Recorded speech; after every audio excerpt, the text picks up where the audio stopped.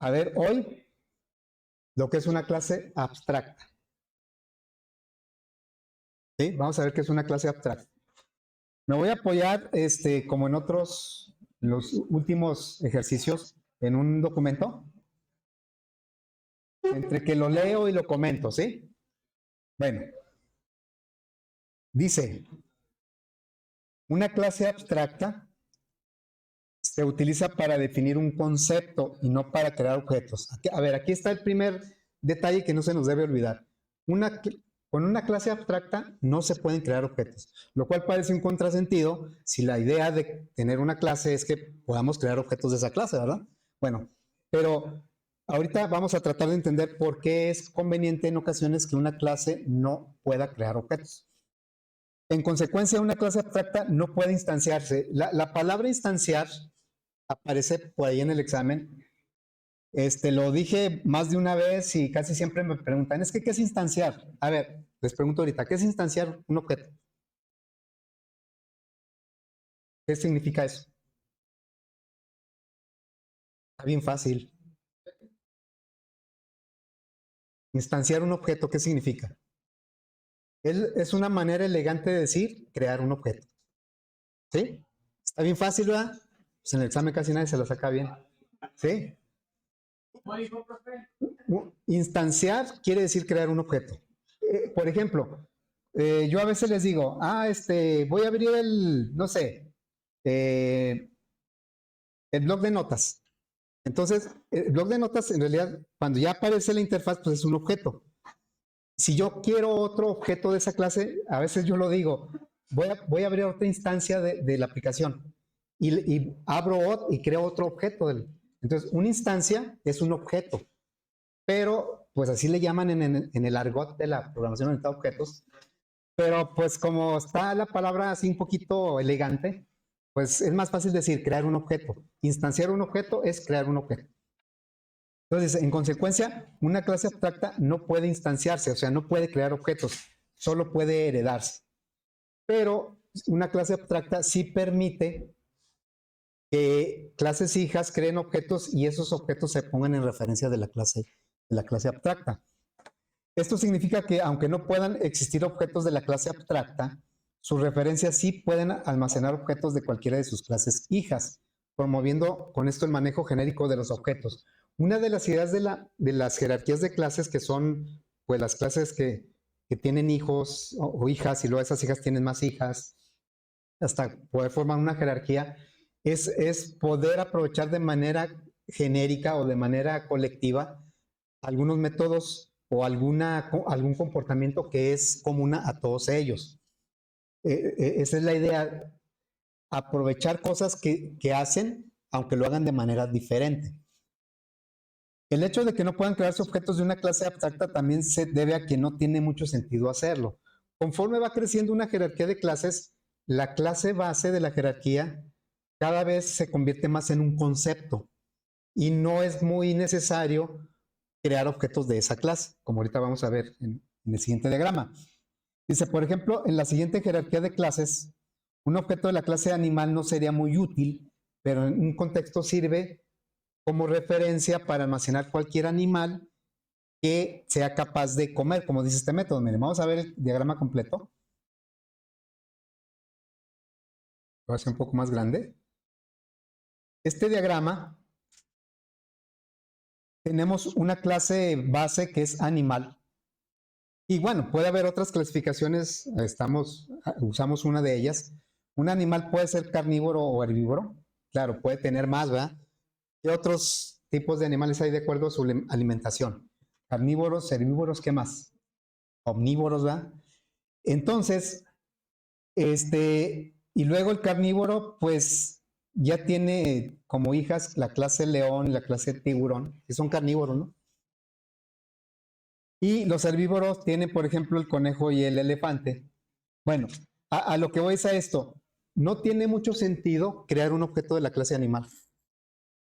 Porque en realidad lo que nos interesa ya cuando trabajamos con los objetos que son los animales en sí, pues es trabajar o interactuar con el elefante en sí, ya el elefante, Dumbo.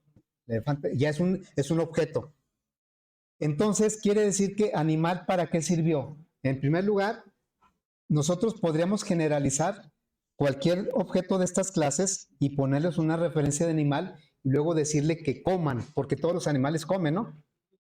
Comer es un método genérico de todos los animales, pero el león no come igual que el tiburón, ni igual que el conejo, ni igual que el elefante. Cada uno tiene su mecanismo para comer. Sin embargo, en un contexto muy general, yo puedo crear o tener un conjunto de animales a los cuales yo les digo, hay que comer, ahorita como en el arca de Noé, ¿no? Hay que comer. Y cada quien va a comer a su manera. Pero se puede manejar de una manera colectiva ese comportamiento de que coman, cada quien a su... Y ahí es donde entra los métodos override. El método comer aquí tal vez no tenga ningún código porque no tenemos o no hay una forma general de que coman los animales. Pero ¿para qué lo ponemos ahí? Para poderlo utilizar de manera general. Aunque cuando llegue la clase león, con un override va a recodificar el método comer porque el león come a su manera. El tiburón va a recodificar su método comer porque también come a su manera. Bueno, dice, vamos ahora a leer un poquito más esto. Dice, un objeto de la clase león tiene tres métodos. Un león tiene el método comer, cazar y rugir. Los dos primeros los va a heredar. El método comer lo hereda de manera indirecta de su clase base, que es animal, y el método cazar lo hereda de... También aquí un carnívoro normalmente tiene el método cazar, pero cada uno tiene su estrategia para cazar. Es bien interesante, bueno, los documentales, ahora hay muchísimos, en mis tiempos había un programa nada más que se llamaba Mundo Salvaje, y ahí pues te mostraban cómo convivían los animales, ¿verdad? Cómo sobrevivían y todo eso. Y es bien interesante ver cómo hablando de animales carnívoros, cómo cada quien tiene su estrategia para cazar, unos en grupo, otros individual, otros, o sea, hay muchas estrategias para cazar, ¿verdad? Sin embargo, nosotros podemos englobar en un arreglo, hablando de código, un arreglo de carnívoros y le podríamos decir, ponte a cazar y cada clase hija implementaría a través del override la manera en que va a cazar. Bueno, entonces el león tiene tres métodos, comer, cazar y rugir. Los dos primeros los hereda, pero los puede anular con el override. El override, si una clase hija, bueno, cuando una clase hija hereda de una clase padre, hablando ahorita de métodos, estamos concentrando en métodos, puede haber un método que tenga la clase padre y que le sirva tal y como está sin hacerle ningún cambio. Entonces, ese método simplemente lo hereda y lo usa. Pero puede ser que un método lo herede y no le sirva totalmente, sino nada más parte de él, como en el método ARIA que vimos. Entonces, lo toma y le hace algún cambio y lo recodifica. Ahí le aplicamos el override. O puede ser que el método que hereda no le sirva para nada, entonces lo va a anular completamente con el override y le va a poner el comportamiento adecuado en esa clase. ¿Y cuál es la idea? Que se llamen igual aunque hagan las cosas diferentes, poderlos manipular de manera genérica. Dice, un objeto de la clase león puede almacenarse de forma habitual. O sea, siempre, hasta antes de que viéramos la herencia, si creábamos un objeto, le decíamos león, un león famoso, Simba o quién? Simba, león Simba, ¿sí se llama así?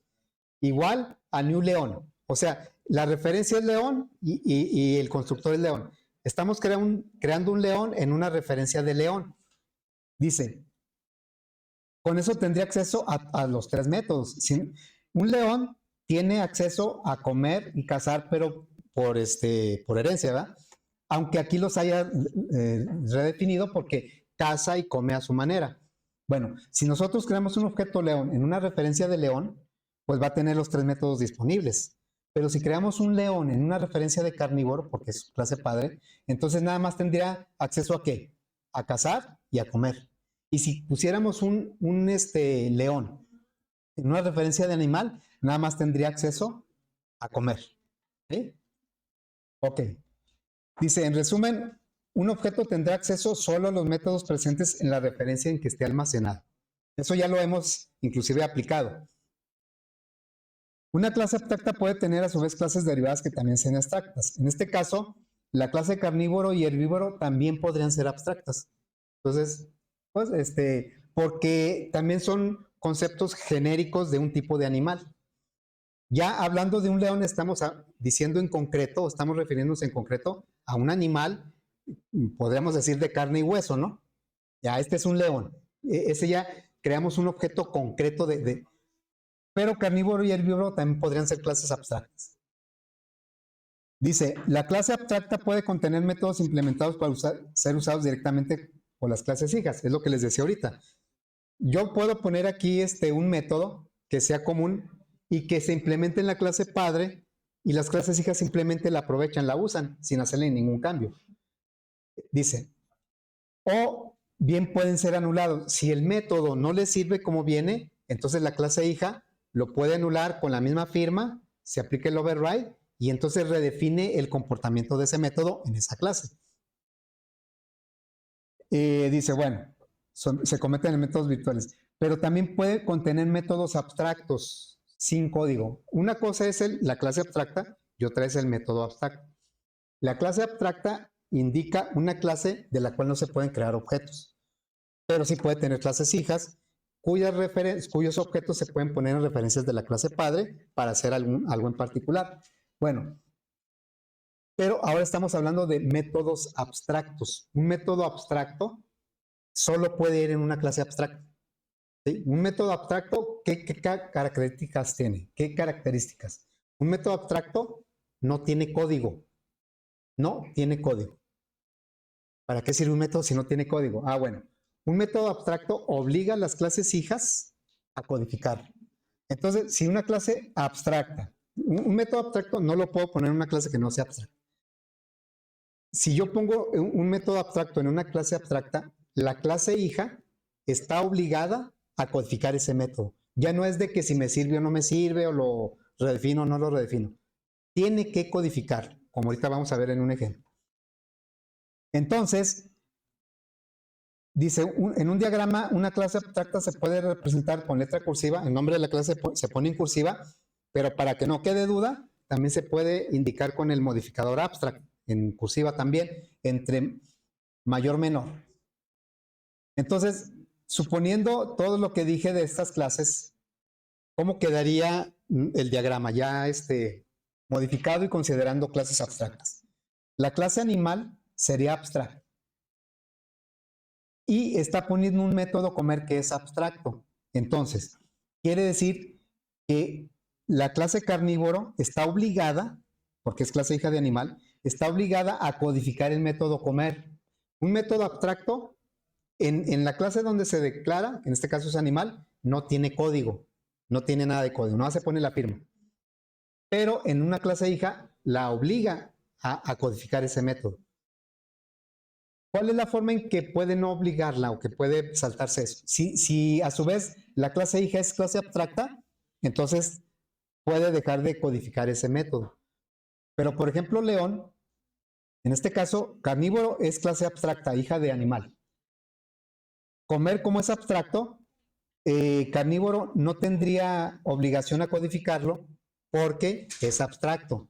Pero la clase león sí está obligada a codificar el método comer. Entonces, las clases abstractas pueden imponer a las clases hijas cierto comportamiento para que hagan cosas que siempre deberían hacer, como en este caso comer. Bueno, entonces en este diagrama la clase carnívoro y herbívoro son abstractas y luego ya la clase león, tiburón, conejo y elefante pues ya no son abstractas.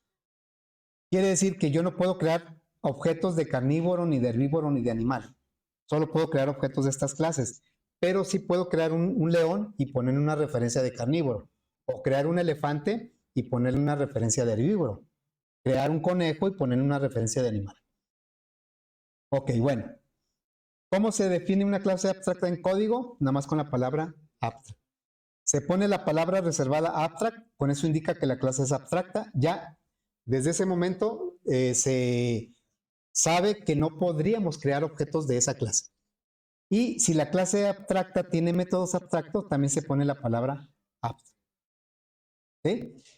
Acuérdense, una cosa es el método abstracto, otra cosa es clase abstracta.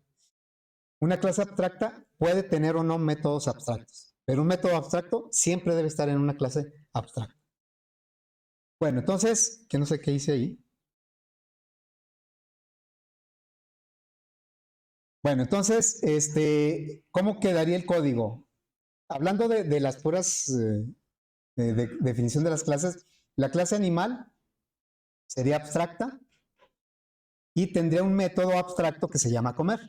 Luego, la clase carnívoro es hija, extiende de animal. O sea, la clase carnívoro extiende de animal, es hija.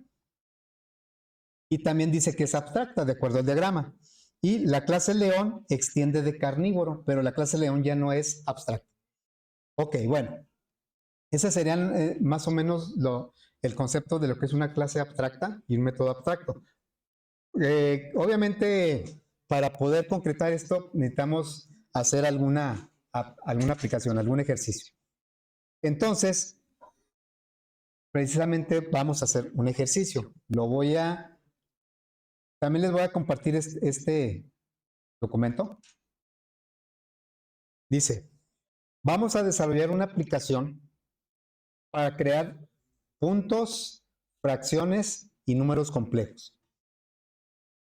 Puntos, fracciones y números complejos. Y bueno, aquí para abreviar, pues ya estamos mostrando un diagrama que resultó de la abstracción de los tres conceptos. Son tres conceptos matemáticos, ¿verdad?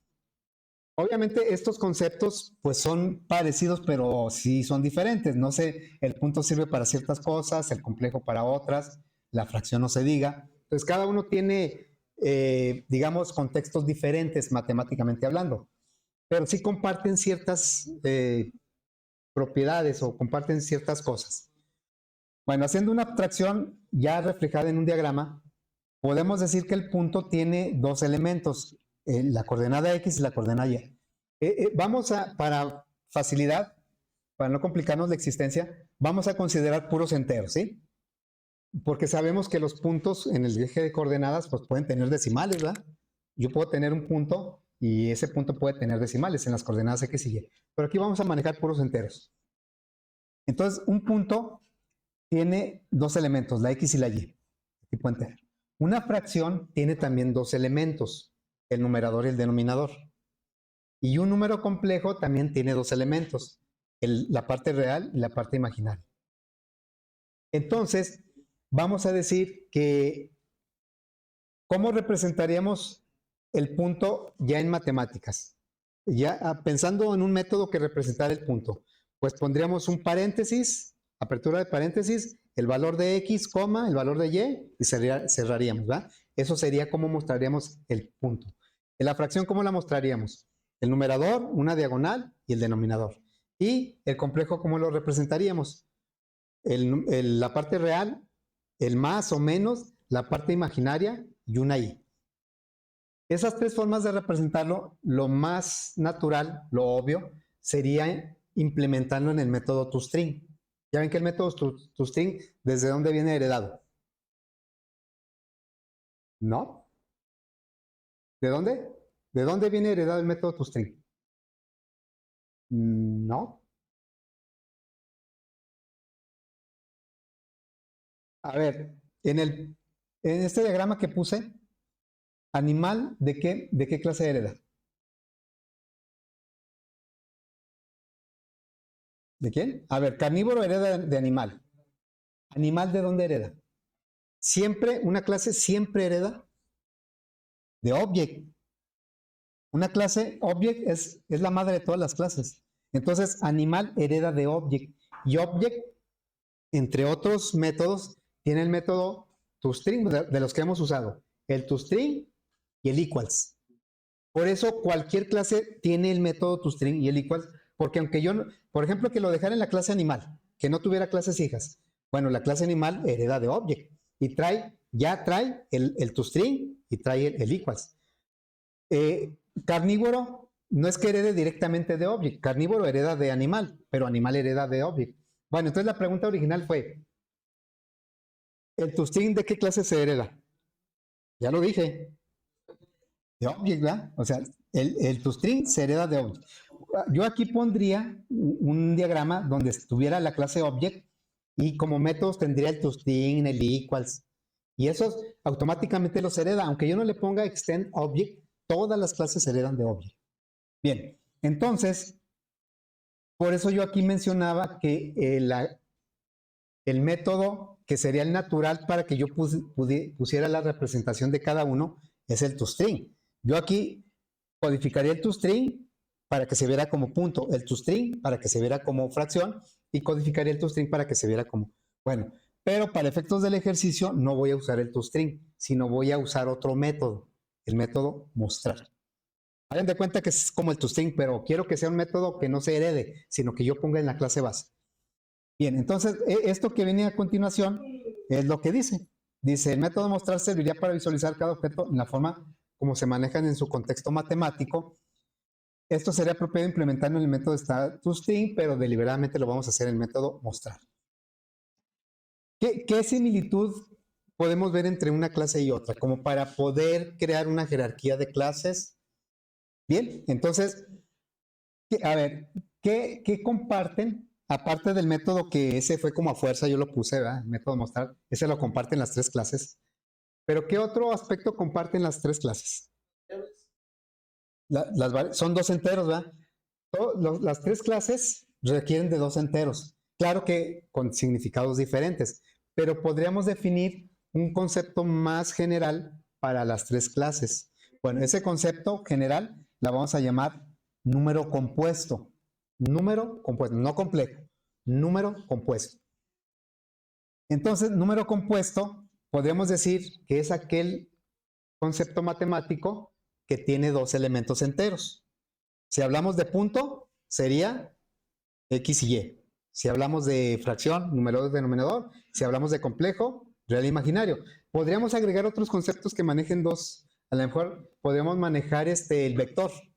El vector tiene, hicimos un ejercicio con vector, tiene como atributos la magnitud y el ángulo. Podríamos agregarlo aquí, ¿verdad? Bueno, entonces los tres comparten el hecho de que tienen dos elementos de tipo entero. Y lo vamos a englobar en un concepto que vamos a llamar número compuesto. Número compuesto es aquel que tiene dos elementos de tipo entero. Y entonces quiere decir que podríamos cambiar nuestro diagrama a esto. Número compuesto en realidad no define a ninguno de los tres o a los tres, según como lo vean. Entonces, número compuesto la vamos a manejar como una clase abstracta, la cual va a tener dos elementos, valor. ¿Por qué le pusimos valor 1 y valor 2? Porque son generales, son valores generales. Valor 1 va a significar la X en punto, pero va a significar el numerador en fracción y va a significar la parte real en completo. Luego, dice que la clase es abstracta, lo cual quiere decir que yo no voy a poder crear objetos de la clase número compuesto y no importa porque pues no me servirían de mucho. A mí lo que me sirven es trabajar con complejos, con fracciones o con puntos. Bueno, entonces los pusimos protected, pues van a tener acceso directo a las clases hijas. Y luego puse dos métodos. Un método mostrar. El método mostrar es abstracto. Quiere decir que va a obligar a las clases hijas a codificar ese método. La voy a obligar. Si no lo codifica va a marcar error. Bueno, y puse otro método que no es abstracto, es el método desplegar. El método mostrar, digamos que es la forma en que se manejan esos conceptos en el contexto matemático. Ya dijimos que el mostrar de punto va a mostrar entre paréntesis la X y la Y separada por coma. Va a mostrar, la fracción va a mostrar numerador y denominador separados por una diagonal. Y número complejo, parte real y parte imaginaria. Cada uno lo va a mostrar a su manera. El método desplegar intenta ser un método que va a poner los elementos de manera más general, o sea, ni como punto, ni como fracción, ni como complejo. Lo va a poner como un conjunto, dos elementos, la parte 1 y la parte 2.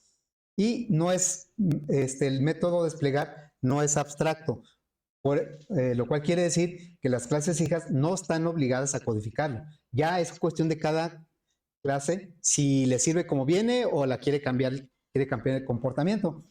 Bueno, entonces, todo eso que les platiqué, pues viene aquí explicado un poquito más formalmente.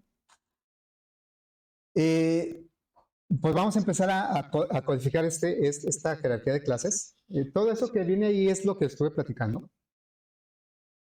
Y bueno, ya lo que sigue es codificar. Vamos a mantener por aquí el diagrama, por lo que se ofrezca.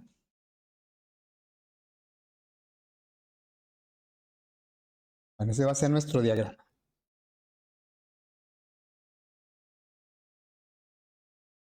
Y vamos a codificar.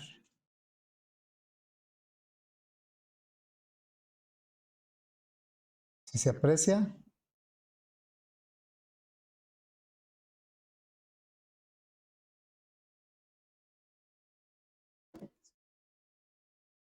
Ahí está, ¿sí? Bueno, vamos a crear un proyecto. Sería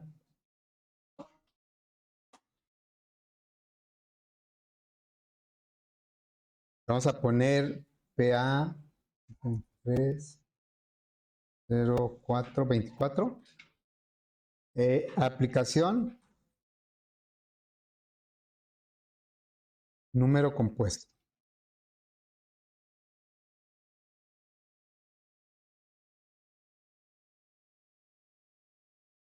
Y bien, bueno, vamos a empezar primero por la jerarquía de clases, ¿no? Por la clase número compuesto. Entonces vamos a agregar una clase que va a ser el número compuesto. De momento no la voy a poner abstracta, ¿sí? Número compuesto, ya está en nuestra clase. El número compuesto va a tener dos atributos protected. Entonces sería private, no, protected. Protected, valor 1, int.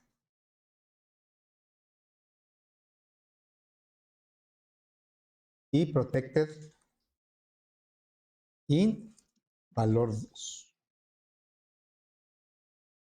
Bien, normalmente pues ponemos constructores, podemos poner un constructor, para, se supone que nuestra clase, o no se supone, nuestra clase va a ser abstracta, lo cual indica que pues no va a poderse crear objetos de esa clase, no se van a poder instanciar. Por lo tanto, tal vez el constructor no sea necesario. En este caso, vamos a poner primero los métodos. El desplegar. El desplegar es un método que va a regresar, no dice aquí el tipo de dato que va a regresar, pero va a ser un string. Public string desplegar.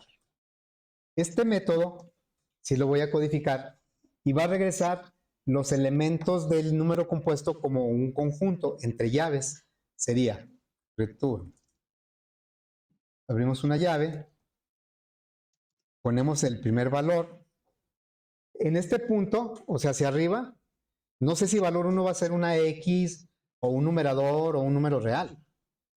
Aquí estamos de manera genérica utilizando valor, y luego más valor 1 más una coma, más valor 2, más cerramos la llave. ¿Así sería? Ese es, entonces el método, la clase número compuesto dice, yo tengo un método en donde te muestro los dos elementos cerrados entre llaves y separados por una coma. Y ya las clases hijas van a decidir si la toman esa, o a lo mejor ni la usan, o si quieren hacerle algún cambio. De acuerdo al diagrama, la única clase que se mostró rebelde en ese aspecto fue la fracción. La fracción dice, pues tú me pusiste un método desplegar, pero yo lo voy a recodificar.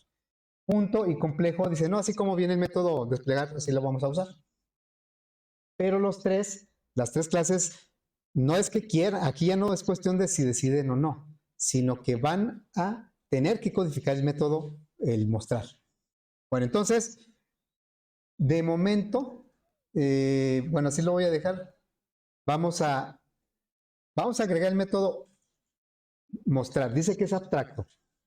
Entonces, public abstract string mostrar.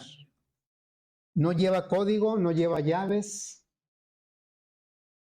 Se pone ahí punto y coma.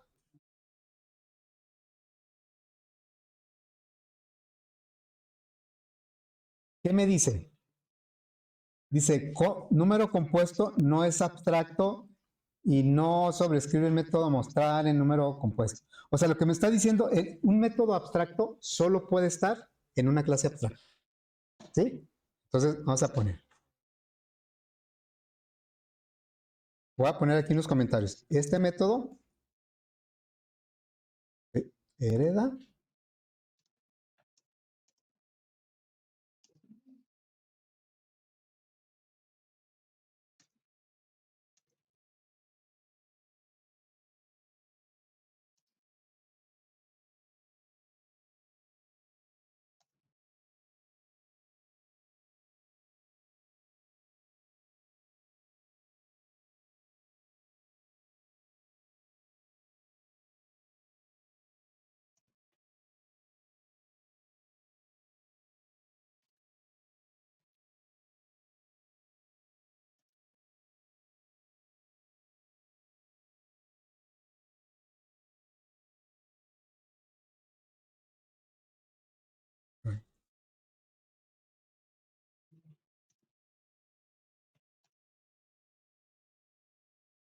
¿sí?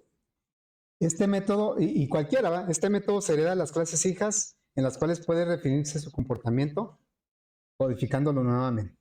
Estamos aplicando el logro. O sea, eso puede, ¿sí? Bueno, luego, este método, o vamos a poner, un método solo puede declararse en una clase abstracta. Luego, un método, o vamos a ponerlo así, para no repetir tanto.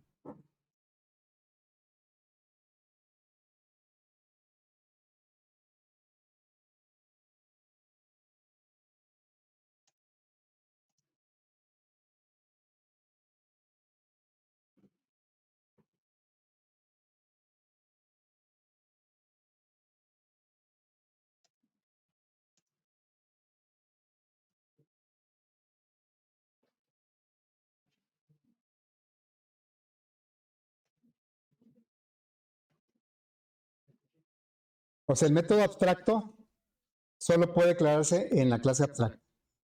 El método abstracto no tiene implementación en la clase en que se declara. O sea, aquí no tiene, por eso no lleva, ni siquiera lleva las llaves. Y obliga a las clases hijas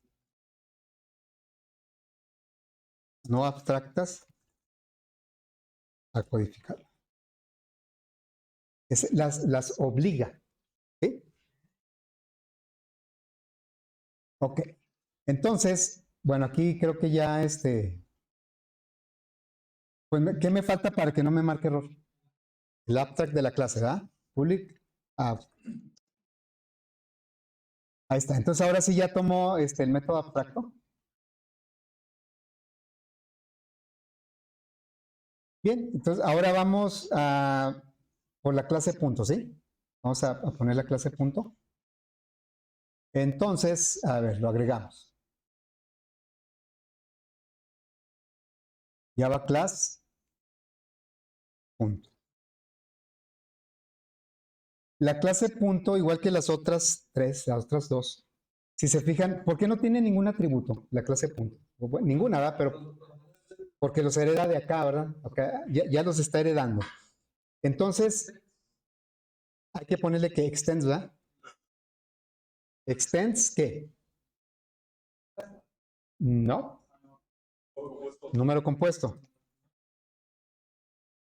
¿Y qué va a decir inmediatamente aquí? ¿Qué me dice?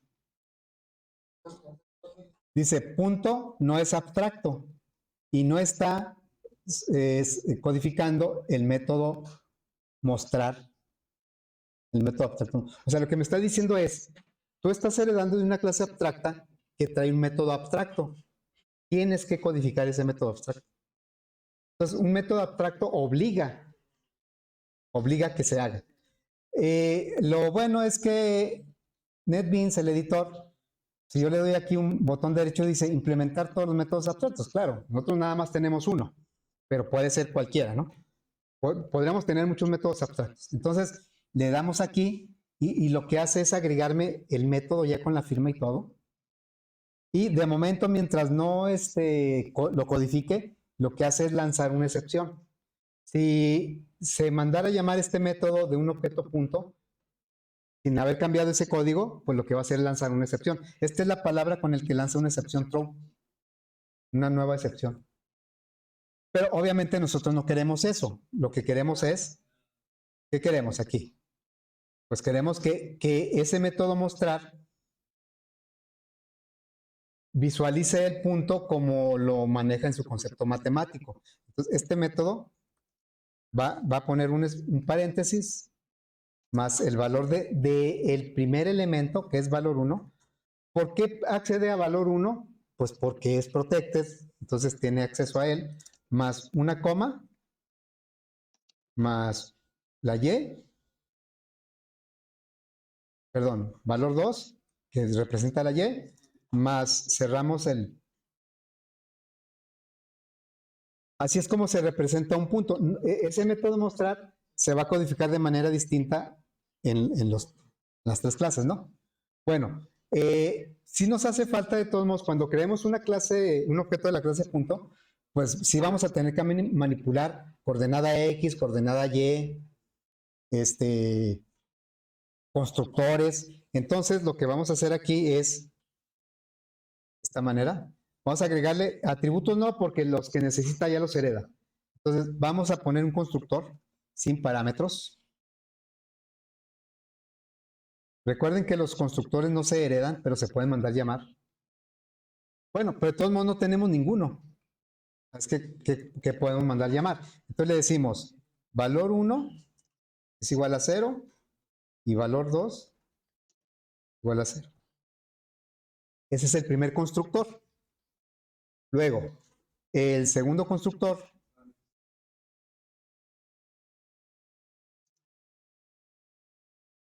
va a recibir dos parámetros. Aquí tenemos que pensar en cómo va a interactuar la aplicación con esta clase. Si va, es más, Java tiene una clase que se llama point e interactúa con X y con Y, ¿verdad?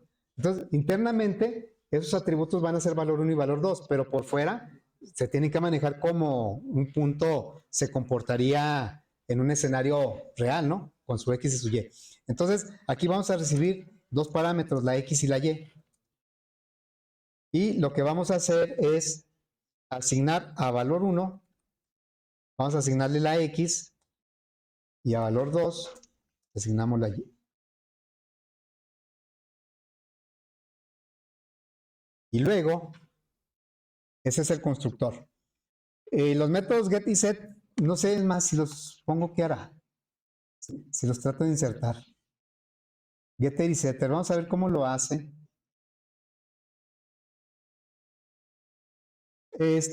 Sí, o sea, vean cómo detecta que pues son atributos que se heredan, pero pues si estamos haciendo la clase punto, no es muy apropiado que el get se llame get valor. Entonces lo voy a regresar, lo voy a quitar, los voy a poner por mi cuenta. Voy a poner public int get x. Ese getX es regresarme el valor de la coordenada X. Va a regresar el valor 1. O sea, X se va a referir al valor 1 y Y al valor 2. Vamos a poner el get ahora de Y. sería return valor 2. Y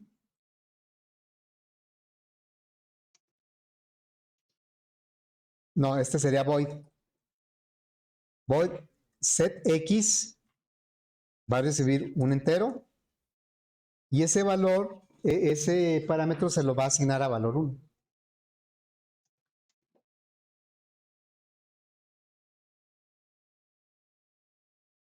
Y acá también, ¿verdad?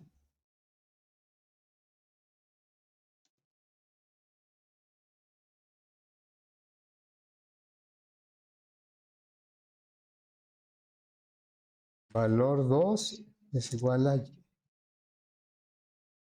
Los que están pendientes, chavos, el proyecto 2 está abierto ahorita y hoy y mañana todo el día. Los que tengan pendiente el proyecto 2.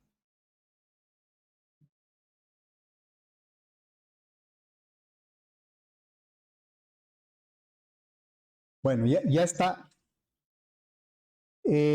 Bueno, luego continuamos con las otras clases. Ahorita nada más vas a hacer unas pequeñas pruebas con lo que ya tenemos.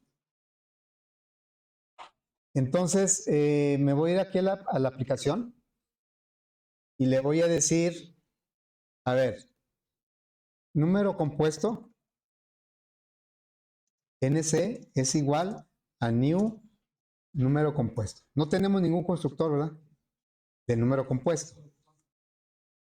¿Por qué me marca error?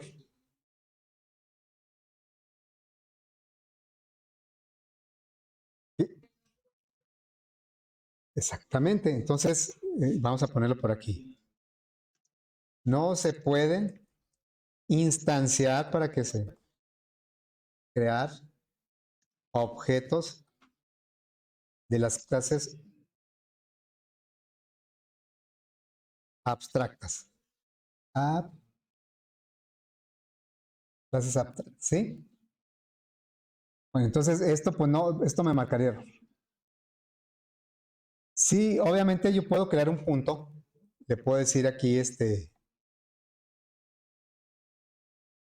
un punto, por ejemplo, el punto A igual a new punto, pues como siempre lo habíamos hecho, 3,5, por ejemplo. Pero, por ejemplo, el punto B lo voy a crear en una referencia de número compuesto. ¿Sí? El punto B.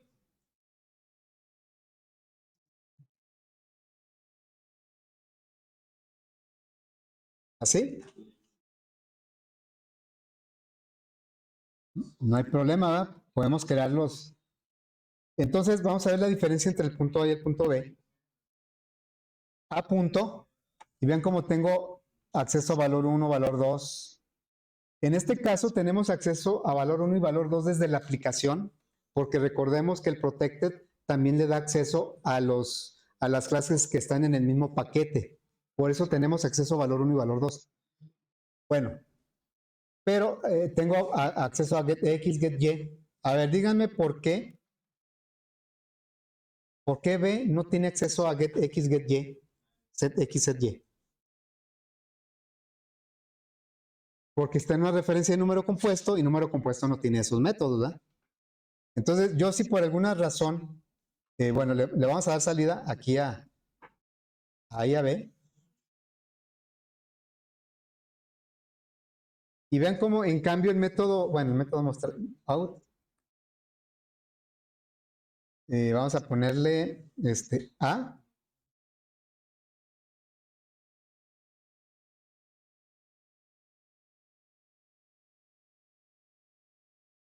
Y B.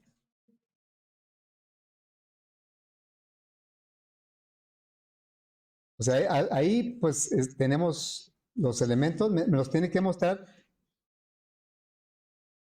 ¿Cómo? Se supone que yo quiero que me ponga algo como esto, 3, 5 y 0, 0. ¿Por qué me pone esto?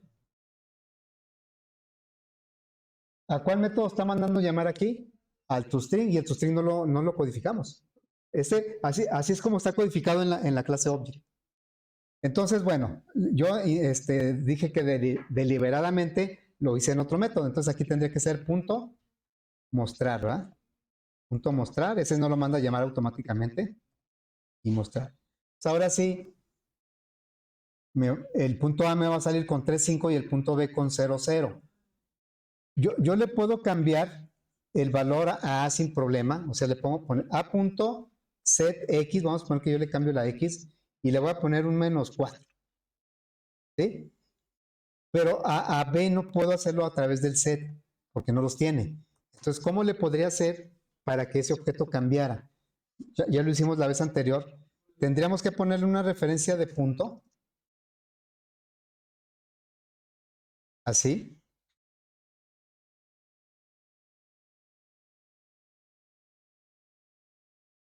¿Sí? Dijimos que es el mismo objeto, nada más visto con otra referencia. B es una referencia que se está comportando como un número compuesto. Y mismo B es el mismo objeto comportándose como qué, como un punto. Entonces ahora sí podríamos decirle, le podríamos cambiar el valor de X o Y a través del mismo B. Mismo B ya está en una referencia de punto, entonces tiene el set, vamos a ponerle el set Y, no sé, vamos a ponerle un 7. Y entonces le voy a dar salida otra vez a A y B. La coordenada Y de B la cambiamos a través de otra referencia del mismo objeto porque la referencia B no tiene acceso al método set. A ver.